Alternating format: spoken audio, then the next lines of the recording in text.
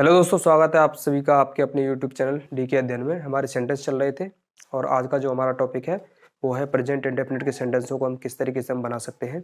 Basically present indefinite sentence में हम उन बातों को बताते हैं जैसे कोई हैबिट हो, कोई यूनिवर्सल ट्रुथ अगर हमें बताना हो, ठीक है। उसके अलावा कोई रेगुलर एक्शन हो या इरेगुलर एक्शन हो, ठीक है। तो इस तरीके को बातों को बताने के लिए हमेशा हम प्रेजेंट इंडेफिनिट सेंटेंस का यूज करते हैं, यानी कि प्रेजेंट इंडेफिनिट सेंटेंस में हम इन बातों को बोलते हैं, ठीक है। तो आइए देख लेते हैं कहाँ कहाँ पे इसका यूज होता है। नंबर 1, कोई अगर रेगुलर एक्शन हो, रेगुलर रेगुलर एक्शन अगर हमें बताना हो या फिर कोई इरेगुलर एक्शन बताना हो, ठीक है। उसके अलावा कोई अगर हैबिट बतानी हो और कोई यूनिवर्सल ट्रुथ अगर हमें बताना हो, ठीक है। तो अगर हमें रेगुलर एक्शन अगर हमें बताना है, रेगुलर एक्शन का मतलब है कि यदि कोई व्यक्ति कोई कार्य डेली कर रहा है तो वो क्या एक रेगुलर एक्शन में आएगा, ठीक है। जैसे राम रोजाना स्कूल जाता है, Ram goes to school daily, है ना, एक रेगुलर एक्शन हुआ। इरेगुलर एक्शन में हम क्या बोल सकते हैं, जैसे अर्थक्वेक्स कम इन जापान, है ना, या फिर राम ईट्स एन एप्पल, है ना, राम एक सेब खाता है। इसके अलावा हैबिट हैबिट अगर हमें बतानी है, जैसे सुरेश धूम्रपान करता है ना, सुरेश स्मोक्स। उसके अलावा अगर हमें यूनिवर्सल ट्रुथ अगर हमें बताना है, यूनिवर्सल ट्रुथ का मतलब क्या है कि ऐसा सत्य जिसे झुटलाया नहीं जा सकता, है ना, जो सर्वव्यापी सत्य है, ठीक है, जो सब जगह लागू होता है। जैसे सूर्य सूर्य पूरब में निकलता है ना, सनराइजेज इन द ईस्ट, या फिर honesty is the best policy, ठीक है। तो दोस्तों इस तरीके के सेंटेंस को बताने के लिए हमेशा हम प्रेजेंट इंडेफिनिट सेंटेंस का यूज करेंगे, ठीक है। तो आइए और देख लेते हैं इसको हिंदी में किस तरीके से हम इसको पहचानेंगे। हिंदी में हम इसको इस तरीके से पहचान सकते हैं, जैसे जिन वाक्यों के अंत में जिन जिन वाक्यों के अंत में ता है, ती है, ते हैं आदि शब्द आते हैं, उन वाक्यों को क्या है प्रेजेंट इंडेफिनिट सेंटेंस कहते हैं। यानी जिन वाक्यों के अंत में ता है, ती है, ते है आदि शब्द आते हैं, उनको हम प्रेजेंट इंडेफिनिट के सेंटेंस कहते हैं। लेकिन आपको ये याद रखना है कि जो ये ता है, ता हमेशा क्या है, मुख्य क्रिया से जुड़ा रहना चाहिए। मुख्य क्रिया, ठीक है, मुख्य क्रिया। मुख्य क्रिया मतलब हमारी जो मेन वर्ब है, मेन वर्ब हमारी कौन सी है, जैसे जाना, खाना, पीना, रोना, हंसना, भागना, दौड़ना, ठीक है। तो यानी कि जिन वर्ब के लास्ट में अगर हम ना लगा देंगे, ना लगाने के बाद में अगर कोई सटीक वर्ड अगर हमारा बन रहा है, ठीक है, यानी कि ऐसी क्रिया, यानी ऐसे शब्द जिसके लास्ट में अगर हम ना जोड़ दें तो एक सटीक सटीक क्या है, एक सटीक वर्ड बन रहा है, तो हम क्या बोलेंगे, वो मुख्य क्रिया है। तो हमेशा जो ता जो है हमेशा मुख्य क्रिया के साथ में जुड़ा रहना चाहिए, तभी वो क्या है प्रेजेंट इंडेफिनिट के सेंटेंस कहलाएंगे, है ना। अदरवाइज कोई अगर बोल दे कि भाई वह मेरा दोस्त वह मेरा दोस्त है, अब ता तो इसमें भी आ रहा है कि नहीं, वह मेरा दोस्त है, अब ता और है इसमें भी आ रहा है ना। तो आप बोलेंगे कि ये प्रेजेंट इंडेफिनिट सेंटेंस क्यों नहीं हुआ। तो दोस्तों ये क्या है, ये हमारा क्या है, मुख्य क्रिया नहीं है ना, ये हमारे क्या है, मुख्य क्रिया नहीं है, मुख्य क्रिया हमारी नहीं है ना। तो इसीलिए शर्त क्या रहेगी, मुख्य क्रिया होनी चाहिए, तभी प्रेजेंट इंडेफिनिट का सेंटेंस ये माना जाएगा। अदरवाइज क्या है, ये हमारे सिंपल सेंटेंस हो जाएगा इज आर एम वाला, ठीक है। तो आइए इसको देख लेते हैं कि बनाने के इसकी क्या नियम है। बनाने के नियम,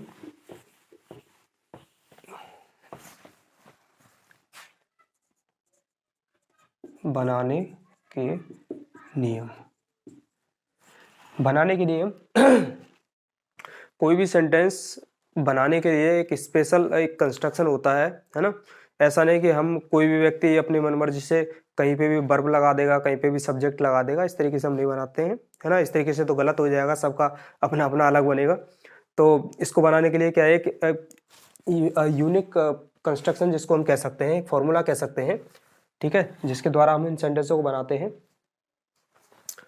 तो देख लेते हैं, जैसे एक वचन कर्ता के लिए, है ना, एक वचन कर्ता,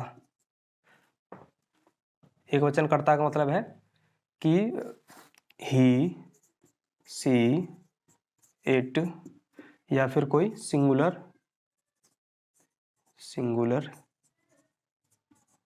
कोई भी सिंगुलर अगर हमारा सब्जेक्ट है, ठीक है, तो ये हमारे क्या एक वचन कर्ता हुए यानी कि सिंगुलर नंबर हुए। इनके साथ में, इसके साथ में क्या है, मेन वर्ब की फर्स्ट फॉर्म में एस या फिर ई एस प्लस हमारा ऑब्जेक्ट, ठीक है। तो ये हमारा कंस्ट्रक्शन रहेगा एक वचन के लिए, यानी कि ही, सी, इट, या फिर हमारा कोई भी सिंगुलर सब्जेक्ट, सिंगुलर नाउन, ठीक है, प्लस मेन वर्ब की फर्स्ट फॉर्म में आईएनजी, सॉरी मेन वर्ब की फर्स्ट फॉर्म में एस आई एस, उसके बाद में हमारा क्या रहेगा, ऑब्जेक्ट रहेगा, ठीक है। तो एस हम किसके साथ लगाएंगे और ई एस किसके साथ लगाएंगे, एस और ई एस। तो दोस्तों ए ई आई ओ यू हमारे वोवल्स होते हैं, इंग्लिश में 5 वोवल्स होते हैं, ए ई आई ओ यू, ये 5 हमारे वोवल्स होते हैं। जो हमारी सेंटेंस में मुख्य क्रिया होगी उसके लास्ट में, उसके लास्ट वाला अक्षर अगर इससे मैच करता है तो हम क्या लगा देंगे, ई एस लगा देंगे, है ना। अगर वो मैच नहीं करता है तो हम क्या लगा देंगे, एस लगा देंगे, ठीक है। आइए एग्जाम्पल के द्वारा इस चीज को समझते हैं। जैसे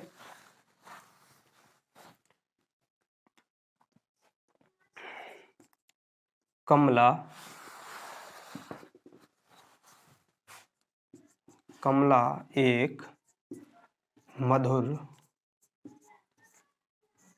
एक मधुर गाना गाती है, ठीक है। तो देख लेते हैं, सबसे पहले क्या रहेगा, हमारा सब्जेक्ट रहेगा। सब्जेक्ट हमारा कैसा, सिंगुलर, क्योंकि कमला क्या है, सिंगुलर है, एक ही है, तो कमला, ठीक है। उसके बाद में क्या है, हमारी मेन वर्ब रहेगी, है ना, मेन वर्ब की फर्स्ट फॉर्म। तो मेन वर्ब क्या है हमारी, ता किसके साथ जुड़ा हुआ है, ता हमेशा जिसके भी साथ जुड़ा रहेगा वो हमेशा क्या रहेगी, वो मेन वर्ब हमारी रहेगी। तो मेन वर्ब क्या है, गाती, गाती का मतलब गाना, गाने की क्या बोलते हैं, सिंग, है ना। तो ऐसे एन जी। अब हमें क्या देखना है, एस लगेगी या ई एस लगेगा। तो मैंने बताया था आपको कि ए ई आई ओ यू आता है, ए ई आई ओ यू। अगर ये वोवल आते हैं हमारे 5 वोवल्स में, तो में से अगर कोई भी लास्ट वाला अक्षर मिलता है तो हम क्या ई एस लगाएंगे, नहीं तो एस लगा देंगे। तो इसमें ये जी तो है नहीं, तो इस वजह से क्या है, एस लगा देंगे।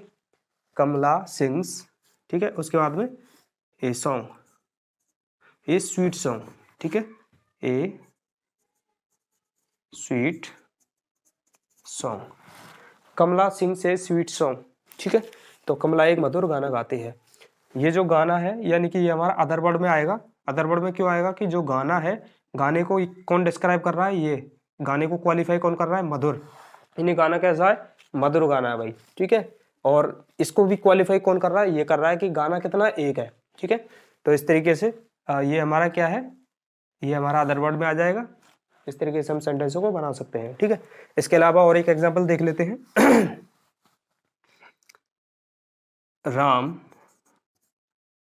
राम रोजाना स्कूल जाता है, ठीक है, स्कूल जाता है। तो इसको किस तरीके से हम बनाएंगे, सबसे पहले हमारा क्या रहेगा, सब्जेक्ट, सब्जेक्ट है हमारा यहाँ पे राम। उसके बाद में मुख्य क्रिया की फर्स्ट फॉर्म, मुख्य क्रिया हमारी क्या, जाना, यानी कि गो। अब इसमें हमारा क्या है, गो, यानी कि ओ इसमें क्या है, आ रहा है, तो इसी वजह से हम क्या लगा देंगे, ई एस लगा देंगे।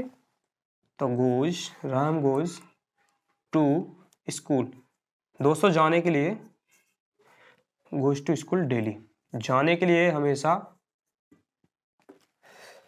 जाने के लिए हमेशा हम टू का यूज करेंगे, और आने के लिए अगर हम कहीं से आ रहे हैं तो फ्रॉम का भी यूज करेंगे, ठीक है। तो इस तरीके से हम इन सेंटेंसों को बना सकते हैं, ठीक है। आइए अब देख लेते हैं नेगेटिव सेंटेंसों को हम किस तरीके से बना सकते हैं। अच्छा, उससे पहले मैं बता देता हूँ, अगर आपका, ये तो हमारा सिंगुलर सब्जेक्ट के लिए हो गया। अगर हमारा सब्जेक्ट क्या है, प्लूरल है, प्लूरल अगर हमारा सब्जेक्ट है तो उसके लिए क्या रूल रहेगा, यानी कि सबसे पहले सब्जेक्ट, उसके बाद मेन वर्ब, मेन वर्ब की फर्स्ट फॉर्म प्लस हमारा ऑब्जेक्ट, बस, ठीक है। तो जैसे वे वे हमें कहानी सुनाते हैं, ठीक है, वे हमें कहानी सुनाते हैं। तो अब वे क्या है, हमारा क्या है, प्लूरल सब्जेक्ट है, तो इसको किस तरीके से हम बना सकते हैं, दे। सबसे पहले क्या आएगा हमारा सब्जेक्ट दे, उसके बाद मेन वर्ब की फर्स्ट फॉर्म यानी सुनाते हैं तो टेल, ठीक है। अब एस या ई एस हमारा इसमें नहीं आएगा, क्योंकि एस या ई एस वाली कंडीशन हमारी क्या है, केवल सिंगुलर में ही फॉलो होती है ना, केवल क्या होती है, सिंगुलर यानी एकवचन कर्ता अगर होगा तभी फॉलो होगी, अदरवाइज एस या ई एस हम ना एस लगाएंगे ना हम ई एस लगाएंगे, ठीक है। तो ये सेंटेंस हमारा क्या है, प्लूरल है सब्जेक्ट इसमें, तो दे, उसके बाद दे टेल अस स्टोरी, ठीक है, स्टोरीज, वे हमें कहानी सुनाते हैं, ठीक है, दे टेल अस स्टोरीज, ठीक है। तो इस तरीके से हम इन सेंटेंसों को बना सकते हैं। उसके बाद में आइए अब हम देखते हैं नेगेटिव सेंटेंसों को किस तरीके से बना सकते हैं।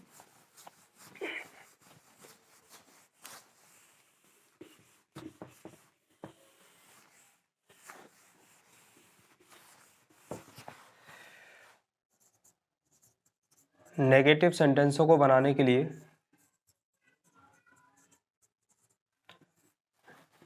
सबसे पहले क्या आएगा, सब्जेक्ट, उसके बाद एक वचन के साथ में डज, ठीक है, या फिर प्लूरल सब्जेक्ट के साथ में डू, उसके बाद में नॉट, उसके बाद में हमारा मेन वर्ब की फर्स्ट फॉर्म आएगी, उसके बाद हमारा ऑब्जेक्ट, ठीक है, इस तरीके से रहेगा।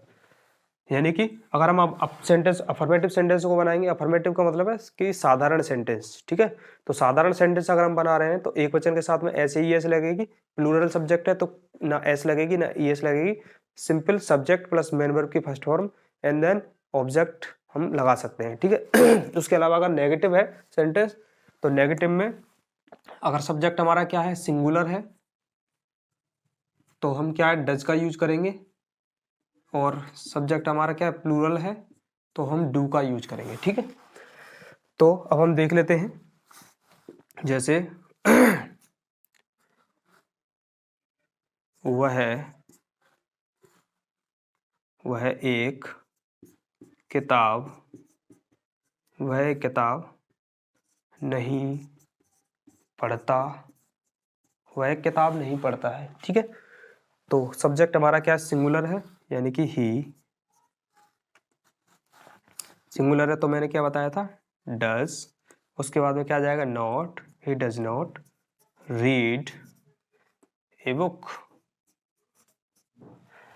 He does not read a book, ठीक है। तो इस तरीके से हम क्या है बना सकते हैं इसको, ठीक है। उसके अलावा अगर प्लूरल सब्जेक्ट अगर हमारा होता, जैसे इसकी जगह क्या होता कि वे किताब नहीं पढ़ते हैं, इसकी जगह क्या आ जाता, वे आ जाता, तो हम कैसे बनाते,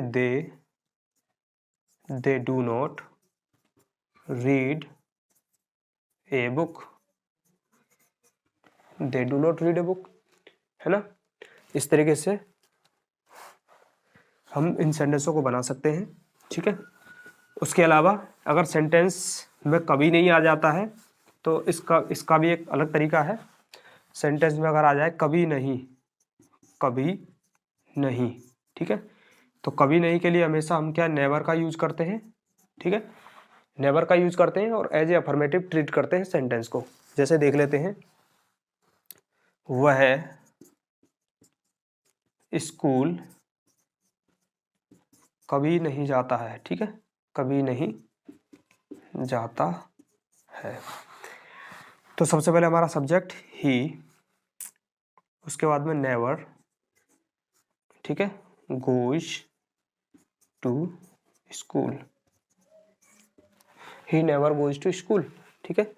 तो हमने क्या है, सब्जेक्ट हमारा यहाँ पे क्या था, सिंगुलर था, तो इस वजह से हमने क्या है, वर्ब भी कैसी ली, हमने सिंगुलर ली, और एस या ई एस वाला हमारा जो कंस्ट्रक्शन था, है ना, वो यहाँ पे फॉलो होता है, ठीक है। तो ये याद रखना है, कोई भी सेंटेंस अगर आप बनाएंगे तो उसका हमेशा यही रहता है, अगर सब्जेक्ट हमारा सिंगुलर है, ठीक है, तो हमारी वर्ब भी कैसी रहेगी, सिंगुलर रहेगी। सब्जेक्ट अगर हमारा क्या है, सब्जेक्ट अगर हमारा प्लूरल है, तो वर्ब भी हमारी कैसी होगी, प्लूरल ही होगी, ठीक है। ये हमेशा आपको याद रखना है। ठीक है, तो आइए देख लेते हैं इंटरोगेटिव सेंटेंसों को हम किस तरीके से बना सकते हैं।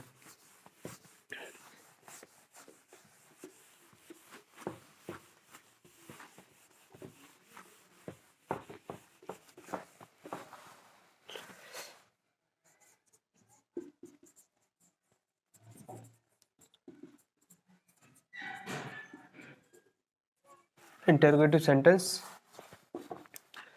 तो इसको बनाने के लिए हमेशा इंटरोगेटिव सेंटेंस को हम दो तरीके से बनाते हैं। जैसे अगर इंटरोगेट यानी कि इंटरोगेटिव मतलब है प्रश्नवाचक, ठीक है, इसको क्या बोलते हैं, प्रश्नवाचक, प्रश्नवाचक वाक्य, प्रश्नवाचक वाक्य इन द सेंस कि यदि हमें कोई प्रश्न पूछना है तो हमेशा हम क्या है, कुछ प्रश्नवाचक शब्द होते हैं जिनका यूज करके हम किसी से क्वेश्चन कर सकते हैं, प्रश्न कर सकते हैं, ठीक है।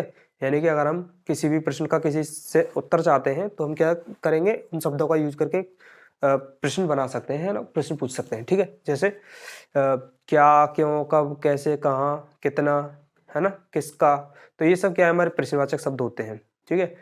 तो प्रश्नवाचक शब्द दो तरीके से बनते हैं। एक तो बनता है यदि प्रश्नवाचक शब्द, यदि प्रश्नवाचक शब्द कहाँ जाए, वाक्य के प्रारंभ में आ जाए, ठीक है। कब आ जाए, प्रारंभ में आ जाए, वाक्य के प्रारंभ में आ जाए। और दूसरा रहेगा यानी वाक्य के बीच में आ जाए, वाक्य के बीच में आ जाए, ठीक है। यानी कि अगर प्रश्नवाचक शब्द वाक्य के प्रारंभ में है तो उसका कंस्ट्रक्शन कुछ और होगा, क्योंकि उसको क्या बोलते हैं, एक शॉर्ट क्वेश्चंस बोलते हैं। यानी कि क्या, यानी प्रश्नवाचक शब्द अगर हम किसी भी वाक्य के प्रारंभ में लगा देते हैं तो उसका उत्तर जो है यस या नो में दिया जा सकता है, ठीक है। लेकिन ये थोड़ा डिटेल्ड आंसर इसमें देना पड़ता है, किसमें, अगर वाक्य प्रश्नवाचक यानी वाक्य के बीच में अगर हम प्रश्नवाचक शब्द अगर हम लगा देते हैं। जैसे अगर मैं वाक्य के प्रारंभ में मैं लगाता हूँ क्या तुम रोजाना स्कूल जाते हो, तो इसका उत्तर हम क्या दे सकते हैं, यस, अदरवाइज नो, ठीक है। लेकिन अगर हम ये बोलेंगे वह स्कूल कैसे जाता है, ठीक है, तो इसका उत्तर अब उसे यस या नो में ना दे करके थोड़ा सा डिटेल्ड में देना होगा ना, डिस्क्राइब करना होगा इस चीज को। तो इन दोनों के अलग अलग रूल हैं बनाने के। जैसे अगर प्रश्नवाचक पहले आ जाता है तो उसको किस तरीके से बनाते हैं, तो अगर प्रश्नवाचक वाक्य के प्रारंभ में आ जाए तो उसकी अंग्रेजी नहीं लगाते हैं, ठीक है। हम हमेशा किससे, हेल्पिंग वर्ब से स्टार्ट करते हैं। सेंटेंस किससे होगा, हेल्पिंग वर्ब। हेल्पिंग वर्ब हमारी क्या रहेगी यहाँ पे, या तो डू लगाएंगे या फिर हम यहाँ पे डज से स्टार्ट करेंगे सेंटेंस को।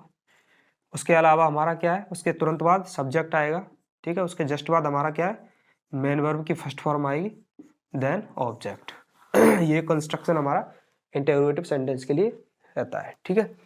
उसके अलावा देख लेते हैं, अगर बीच में है प्रश्नवाचक तो उसके लिए क्या रहेगा, तो सबसे पहले प्रश्नवाचक की अंग्रेजी, ठीक है। उसके बाद में हमारी कोई भी हेल्पिंग वर्ब, ठीक है, जैसे डू प्लूरल के लिए या फिर डज सिंगुलर के लिए। उसके बाद में हमारा क्या रहेगा, सब्जेक्ट। उसके बाद में मेन वर्ब की फर्स्ट फॉर्म, देन ऑब्जेक्ट, ठीक है। इस तरीके से रहता है। आइए एग्जाम्पल देख लेते हैं इनको, इनके एग्जाम्पल हम देख लेते हैं।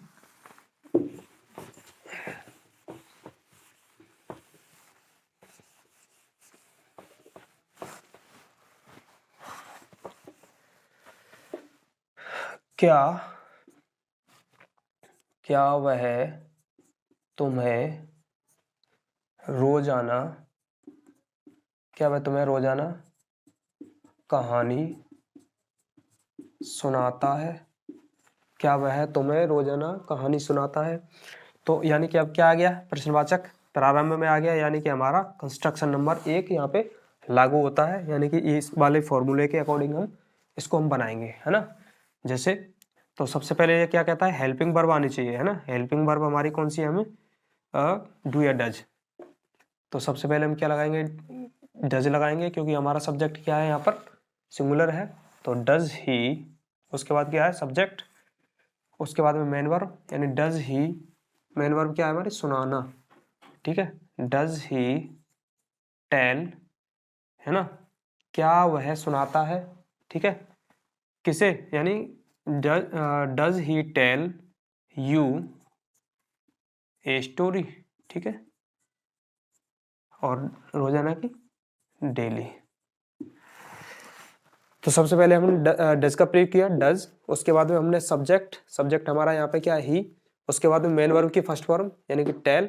उसके बाद में ये हमारा एक कंस्ट्रक्शन, हमारा मेन कंस्ट्रक्शन कहाँ तक होता है, यानी कि सब्जेक्ट और मेन वर्ब और हेल्पिंग वर्ब, ठीक है। ये तीनों मतलब एक प्रॉपर वे में अगर लगे हों तो उसके बाद में जो अदर वर्ड है वो तो सभी के लिए, मतलब कोई भी सेंटेंस अगर हम बना रहे हैं तो उसका क्या एक सीक्वेंस काम करता है, ठीक है।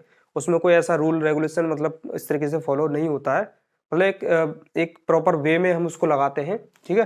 यानी कि कोई चेंजेस नहीं होता, वो सभी सेंटेंसों के साथ में वहीं की वहीं उस तरीके से लग जाता है, ठीक है। जैसे इसमें सेंटेंस में हमारा क्या है, मेन यहीं तक यहाँ तक, यानी कि हेल्पिंग वर्ब, सब्जेक्ट और मेन वर्ब, ये तीन चीज अगर आपस में बदल जाए, है ना, या फिर गलत जगह पे लग जाए तो हमारा सेंटेंस वहीं पे ही गलत हो जाता है। लेकिन अगर ये प्रॉपर वे में लगे हैं तो उसके बाद में तो हमारे अदर वर्ड में आते हैं ना, ये सारी चीजें अदर वर्ड में आते हैं। तो मेन हमारा कहाँ तक आता है, जो हमारी सब्जेक्ट और वर्ब होती है। तो यहाँ पे हमने क्या लगाया, वर्ब लगा दी, उसके बाद में सब्जेक्ट, उसके बाद में मेन वर्ब की फर्स्ट फॉर्म, उसके बाद में हमारा क्या है यहाँ से, ये ऑब्जेक्ट है, ठीक है। दूसरा एग्जाम्पल देख लेते हैं। तुम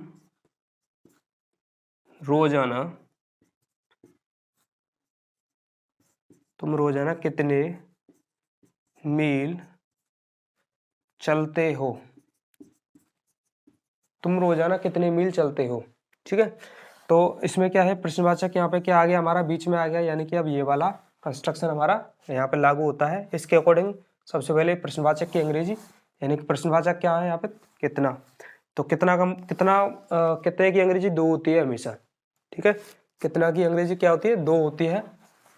मैं बता देता हूँ आपको, वैसे भी मैंने जो प्रश्नवाचक शब्द जब लिखाए थे तो वो उस समय भी मैंने इस चीज को बता दिया था। जो कितना है, कितना एक तो होता है, इसको हाउ मेनी बोलते हैं, हाउ मेनी। दूसरा इसको बोलते हैं हाउ मच। हाउ मच बोलते हैं जब हम किसी चीज को क्या है, काउंट नहीं कर सकते, यानी कि गिन नहीं सकते हैं, है ना, गिन नहीं सकते, तो हाउ मच, है ना। जैसे लिक्विड हुआ, लिक्विड में जैसे दूध, तेल, है ना, इनको हम क्या है गिन नहीं सकते, एक दो तीन करके ऐसे गिन नहीं सकते। इस वजह से हम इसको कितने की अंग्रेजी क्या लगाते हैं, इसमें हाउ मच लगाते हैं। लेकिन अगर जिन चीज़ों को हम गिन सकते हैं, जैसे कितने सेब, तो सेब को तो गिन सकते हैं, है ना, तो उसके लिए क्या लगाएंगे, हाउ मैनी लगाएंगे। ये भी दोनों कितना, है ना, ये दोनों दोनों का मतलब क्या होता है, हिंदी में कितना ही होता है। लेकिन अगर हम चीज़ों को गिन सकते हैं तो लगाएंगे हाउ मैनी, और नहीं गिन सकते हैं तो हाउ मच लगाएंगे, ठीक है। तो यहाँ पे क्या है, मील, और मील्स को हम गिन सकते हैं, भाई कितना मील चला, एक मील चला, दो मील चला, तीन मील चला, है ना, गिन सकते हैं। तो सबसे पहले, अच्छा, और कितने के साथ में एक चीज ये रहती है कि ये हमेशा अपने पीछे वाले, यानी कि इसके पीछे जो भी नाउन होगा, है ना, ये अपने साथ में पीछे वाला नाउन साथ में लेके चलता है ना। तो इसमें क्या है, कितने मील, यहाँ पे कितने मील्स की बात हो रही है, तो how many, how many, how many meals, ठीक है। उसके बाद में क्या आएगा हमारा, हेल्पिंग वर्ब आएगी, और हेल्पिंग वर्ब हमारी क्या है, तुम के साथ में क्या आती है, डू। उसके बाद में क्या आएगा, हमारा सब्जेक्ट आएगा, सब्जेक्ट है you. How many meals do you walk daily, ठीक है। तो सबसे पहले हमने क्या लगाया, प्रश्नवाचक की अंग्रेजी, ये हो गई। उसके बाद में हेल्पिंग वर्ब, हमारी हेल्पिंग वर्ब ये हो गई अकॉर्डिंग टू हमारे सब्जेक्ट के अकॉर्डिंग। उसके बाद में हमारा सब्जेक्ट, और उसके बाद में मेन वर्ब की first form, and then other word, ठीक है। तो दोस्तों इस तरीके से हम इन सेंटेंसों को बना सकते हैं। और एक दो सेंटेंस और देख लेते हैं, और भी समझ में आ जाएगा आप।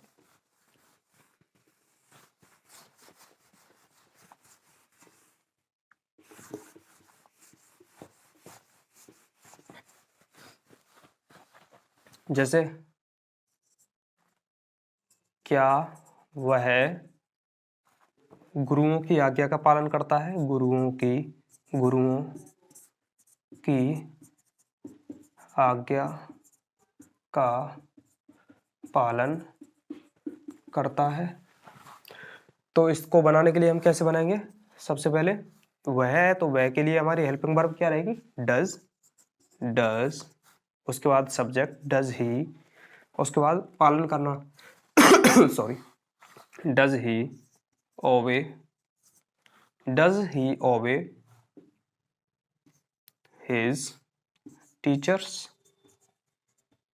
ठीक है, डज ही ओबे हिज टीचर्स। इस तरीके से हम इन सेंटेंसों को बना सकते हैं। तो आज हमने समझा प्रेजेंट इंडेफिनिट सेंटेंसों को किस तरीके से हम बना सकते हैं। तो अगर हमें कोई रेगुलर एक्शन बताना हो, इरेगुलर एक्शन अगर हमें बताना हो, ठीक है, या कोई हैबिट बतानी हो, कोई यूनिवर्सल ट्रूथ अगर हमें बताना हो, तो हम प्रेजेंट इंडेफिनिट सेंटेंस में इन सेंटेंसों को बोलते हैं, ठीक है। कोई डेली अगर हम कोई कार्य करते हैं, है ना, जैसे डेली रूटीन हम बनाते हैं, है ना, तो उसमें भी हम क्या प्रेजेंट इंडेफिनिट का यूज करते हैं। इसके अलावा बनाने के रूल्स हमने क्या सीखे कि अगर सब्जेक्ट हमारा सिंगुलर है, यानी अगर हम सेंटेंस अफर्मेटिव बना रहे हैं, तो सबसे पहले सब्जेक्ट आएगा, सब्जेक्ट के बाद में मेन वर्ब की फर्स्ट फॉर्म में एस या ईएस लगा देंगे अगर सब्जेक्ट सिंगुलर है तो। अगर सब्जेक्ट हमारा प्लूरल है तो कुछ भी नहीं लगाएंगे, तो सब्जेक्ट प्लस मेन वर्ब की first form and then object हम बना लेंगे सेंटेंस अगर प्लूरल है तो। उसके अलावा सेंटेंस अगर नेगेटिव है तो नेगेटिव सेंटेंस को बनाने के लिए सबसे पहले हम सब्जेक्ट लगाएंगे, उसके बाद में हेल्पिंग वर्ब डू या डज लगाएंगे।